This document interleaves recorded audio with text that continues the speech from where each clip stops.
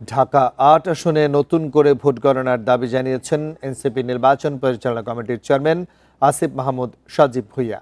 এ সময় তিনি অভিযোগ করেন ঢাকা ৮ সহ কিছু আসনে ফলাফল টেম্পারিং এর চেষ্টা হচ্ছে। রাজধানীর বাংলা মোটরে এনসিপির কার্যালয়ের সংবাদ সম্মেলনে আসিফ বলেন, গণমাধ্যমের সাহায্যেও ফলাফল বদলে দেওয়ার চেষ্টা চলছে। কেন্দ্রের ফলাফলের সাথে রিটার্নিং কর্মকর্তার দেওয়া ফলাফল মিলছে না। এটি কাকতালীয় নয়, উদ্দেশ্য প্রণোদিত। ঢাকা ৮ আসনে বাতিল ভোটগুলোকে গুনে মির্জা আব্বাসকে বিজয়ী করার ষড়যন্ত্র হয়েছে।